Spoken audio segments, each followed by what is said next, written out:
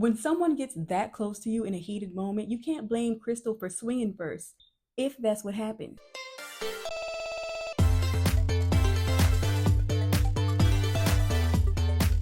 Hey, it's Wildflower and welcome back to Wild Recaps. College Hill is another one of those shows you talk about when you bring up the good old reality TV shows. There were 6 seasons of College Hill. Today we're talking about Virgin Islands. If you don't know, College Hill was a reality show about college roommates who lived in co-ed housing. That's it. And that's all you need for a bunch of BS to happen. On the Virgin Island season, there was definitely back and forth BS. So we have JT, Cheeky, Vanessa, Idesha, Krystal, Fallon, Andreas, and Willie. We're going to recap a few key situations this season: the Island versus USA drama, JT and Idesha, Vanessa and Krystal, of course, Fallon and Krystal versus the house, and just the cast in general. Let's begin. We got the right mix of personalities here. JT, to me, was hypocritical as hell. Vanessa was cool, but crazy. Don't worry, I'm going to explain why, and it's before the fight. Fallon was chill, but she definitely spoke her mind. Krystal was immature and annoying. Idesha really portrayed herself like a, how you say, bop, if you ask me, a promiscuous lady. Andreas was quiet but wasn't afraid to speak. He had a lot of drama this season, actually. Cheeky was probably the most mature one in the house. He was gone a lot anyways because of his participation in sports. And Willie, who was a part of the drama but also the comedic relief that we needed in that house. So JT came into the house in a relationship, and so did Andreas and Vanessa. We were all in a hot tub and talking about our boyfriends and girlfriends. I was kind of reluctant to talk about mine because it was like a lot of beautiful women in my presence. They actually claimed their relationships in the hot tub when Idesha was being a hot ass and was like, "You can still break up." Andreas defended his relationship, and I was so proud of him. But as soon as Fallon came in, he was all, "I'm feeling her. I think she cute." Thoughts on Fallon when I first saw her was that she was beautiful. I really liked her a lot. She was cool. So Idesha clearly knows that JT is taken, but he is so dang weak. He's sitting there flirting with her and not making the situation easier for himself. So of course they end up hooking up within the first couple episodes. JT ends up telling his girlfriend and they end up arguing every time she calls. I wouldn't even have been calling him after that, but whatever. As time goes on, JT gets more comfortable distancing himself from his girlfriend until they break up. This man JT was with his girl for 3 years at the time and compromised that for someone he knew for a few weeks at the time. You basically sacrificed 3 years of a relationship for hanky-panky. Because what else is it about Idesha after knowing her for weeks? You horny freaking toads need a lock on your drawers. And you would think him and Idesha would take off into love land from there. But no. In the beginning, Vanessa said that she was feeling Willie, but like I said, she had a boo, so she was respectful. And because Vanessa did nothing with Willie, when she let time pass, she saw that he wasn't actually her type. So I know she's happy she didn't compromise her relationship for that. Andrea's sitting there spending too much time with Fallon, likes her. See, some men sit there and play with fire and then wonder how they end up in certain situations. Anyways, Willie was one of those guys who was cool, even though he came off creepy when he changed from liking Vanessa to Krystal like a switch. Yes, Vanessa was taken, but Willie was just trying to catch him one. It felt very much like sport. And a guy in college at his age, it definitely was. Let's talk about Krystal. One thing that showed us that she was going to be a problem in the house was that scene in the hot tub when they were waiting for the last roommate to arrive. I bet you that one gas person is gonna like throw it all off. Krystal was basically saying since whoever was coming in last that she bets they're going to be the trouble starter. Then she was shown to be the first one to shake Fallon's hand. Hey, who are you? My name is Fallon. Hey, you're from Cali, huh? Yeah. Nice to meet you, Krystal. Nice to meet you. Now, I don't know if it actually happened that way or if they cut it that way. But why are you even thinking like that, you know? It showed exactly how immature she was from the jump. Let's not forget how she bragged about spending money, but her card declined while shopping because she actually had negative balance. Willie actually offered her a little money, which I thought was nice of him. She wasn't actually eager to take it though. She was honest and told him that she wouldn't be able to pay him back. Hey guys, if you're enjoying this video, don't forget to like the video. Krystal also annoyed me with the whole ground beef situation. Like, don't get me wrong. If I took meat out to thaw for dinner and my roommate cooked it and I didn't even get any, I would be frustrated. I would most likely say, how you gonna cook the meat I put out for dinner? But it wouldn't have been this huge ordeal simply because there was more meat to thaw. I could understand if there wasn't. And I understand her not wanting to wait and everything like that. But she would have rather complained than just do it. She admitted that. What the f is arguing gonna do for this whole situation? Nothing but let you know that I'm pissed. You do is complain. I'm sick. I'm tired. I don't want to eat and hear all that in my ears. You gonna make me choke. Now I forgot my Burger taste. I'm sitting there arguing about some damn ground beef. Look at JT talking about he done forgot how his burger tastes because Krystal kept bothering him while he was eating. There he goes, just saying anything again. Here's another example. Often I found myself asking, like, what would Jesus do in certain situations? You didn't ask Jesus what he would do in a situation with Idesha, but you did say you asked yourself that in some situations. But this situation with the ground beef, they would hear my mouth about it, but she was complaining about how it was going to take all night to thaw. But now I'm wondering, did they not have a microwave with the defrost setting? That may not have been her preferred way, but it was a way that she could eat that night without spending any money. Maybe I would have asked JT if he could thaw the meat out for me,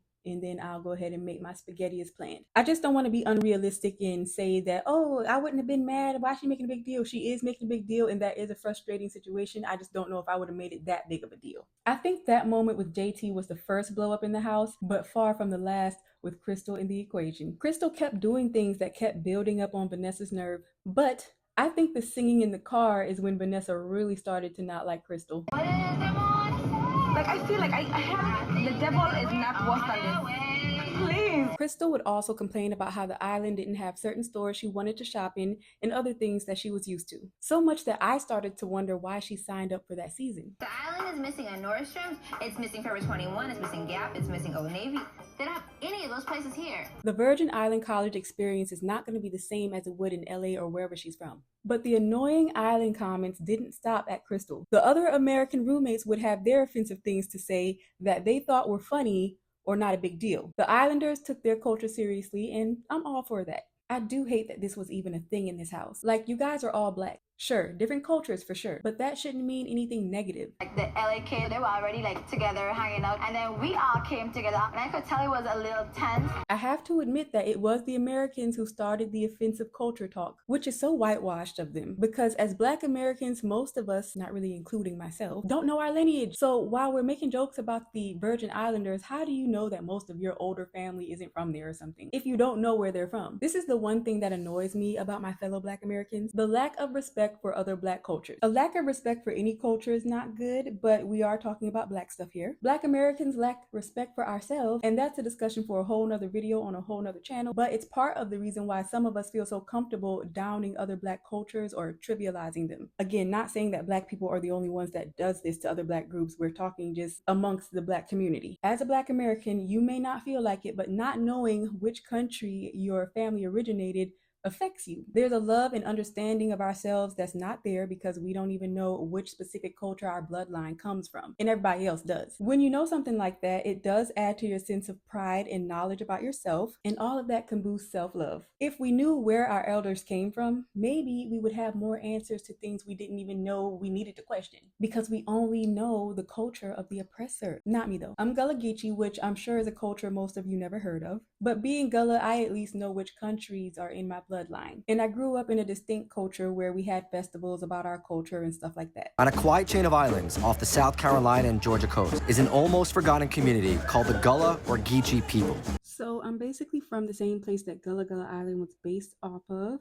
And you know, that documentary is cool and everything like that. They showed some different parts of where I'm from, and this is just some other pictures. Here's a beautiful sunset. Yes, it's really like that beautiful. This is a popular bridge here that opens up for the boats, and this is a popular park right near that bridge, and we have alligators, yeah, just like Florida, and they will end up in your yard. I always tell people that. We have marshes, and the gators will be there too. And this is a food stand at the festival that I mentioned earlier. This one's called the Gullah Festival. This is just a random food stand there. And this is a picture of the gentrification that, if you look at that Vice documentary, you will learn about. But it is a very beautiful place. And no offense to my people or anything, but you know, every place where I'm from like doesn't look like that. And you know, that's okay. What they showed on the documentary and everything, that's completely fine. I just wanted to make sure with my video, I kind of give you a well-rounded view of the place. Now, before we get into the Krystal Vanessa fight and more blow-ups involving JT, let's talk about how we knew Vanessa was crazy before the fight. Do y'all remember the little song she wrote?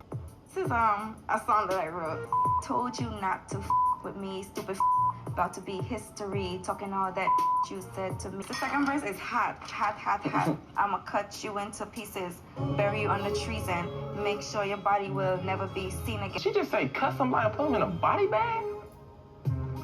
Oh, she crazy. And then she had the nerve to smile and giggle after those monstrous lyrics. So the night of the fight, tension was already in the air between Idesha and JT. Krystal started running her mouth as usual, and honey, that turned Vanessa's red light green. Vanessa went back to where Krystal was and the nightmare ensued. They get to catfighting and Krystal had a shoe in her hand and gave Vanessa a bloody mess in a healthy knot to remember it by. That was so unfortunate. The audience hated this moment because we did not want to see Vanessa like that. Even though most of the damage was done to Vanessa, she was the one who was sent home and people felt a way about that back then. So let's talk about it. I believe people were mad at the decision to send Vanessa home because Krystal had been annoying the whole season, the whole house, the whole season. Krystal also had a lot of mouth, so people understood why Vanessa lost her cool. People felt that it served Krystal right, and I get that because she was annoying, but does that mean Vanessa shouldn't have went home? But she hit her with the shoe. Krystal was talking,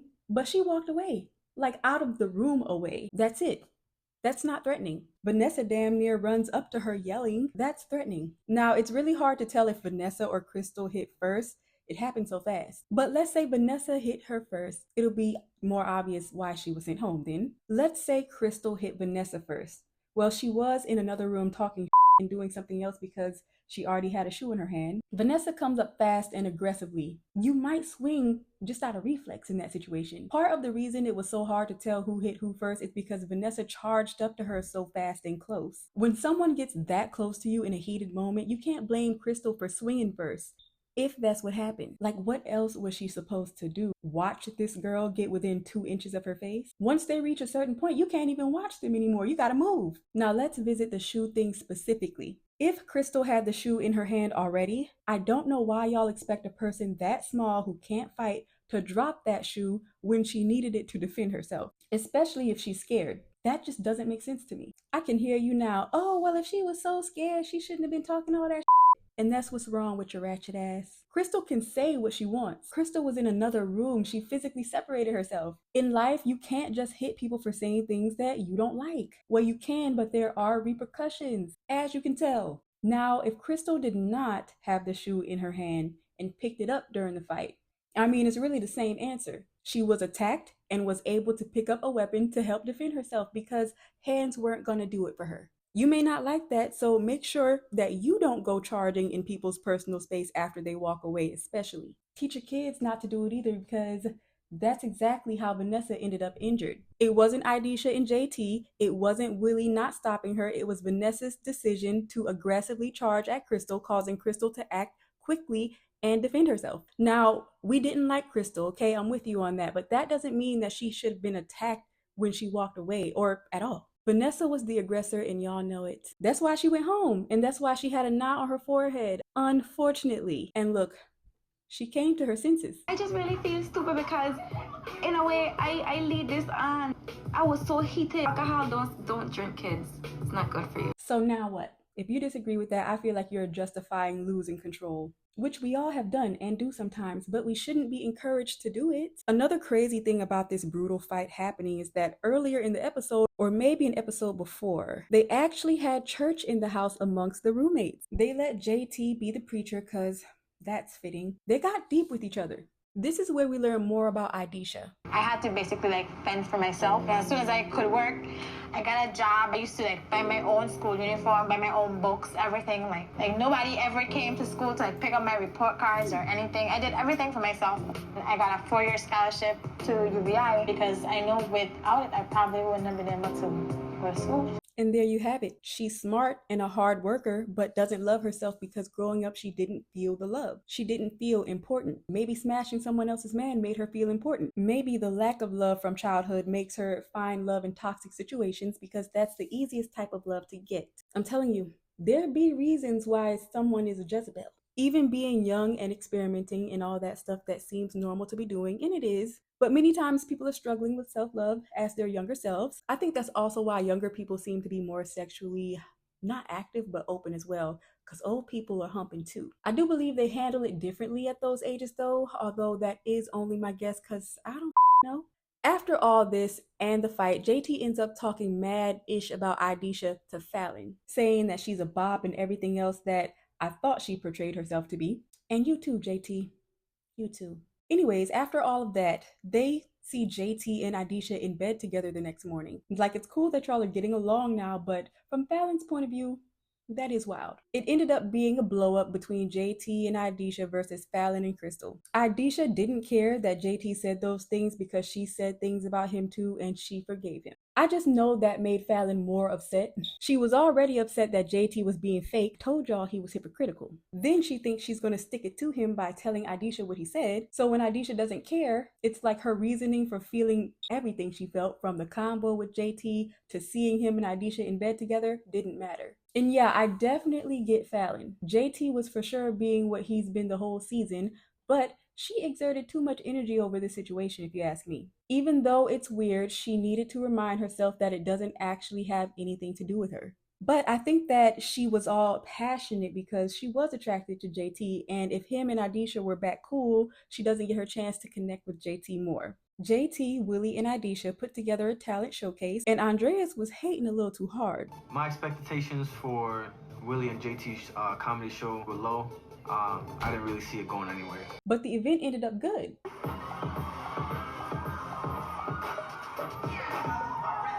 Now, the roommates leave off on an okay note. The roommates had a last dinner together, but they used this opportunity to tell their feelings about Andres. Even unproblematic Cheeky joins in. To a man who does nothing. They're nasty bastard. Look at it like this. We roast Andres at the date night because he wasn't there. Basically, they all think that he's dirty and selfish. Cheeky had an issue with him because Andreas tried to hit on his ex and was talking about Cheeky in the process. Andreas didn't come originally because his date canceled, but he ended up showing up in the middle of the dinner with Vanessa. That was hilarious, but I know Andreas felt away watching that episode back. But yes, this season was a good one. I'm excited to recap more College Hill. Question, do you think College Hill helped make Black kids want to go to college more? It was something that was brought up in an interview with Krystal. Let me know what you think about that in the comments. Make sure you subscribe so you don't miss the College Hill Virgin Islands. Where are they now? You guys, thank you for watching. It's so fun to do these videos for you and myself. Hey guys, so if you haven't noticed, this video did not have any background music. If you have not voted, there is a poll on the community tab about the music, so please go check that out so I can get as much feedback as I can on that. Right now it's looking like most people don't like the background music, so by next video I'll probably continue to not have any background music. But if you enjoyed this one, I mean, you can kind of get a feel for what it's going to be like until we get this problem fixed, because turning the music down is not it. Fixing a certain setting in my editor didn't work, so let's just rock like this for a little bit. And thank you so much for the feedback, guys. I love all the interaction, so thank you, and I will see you next recap.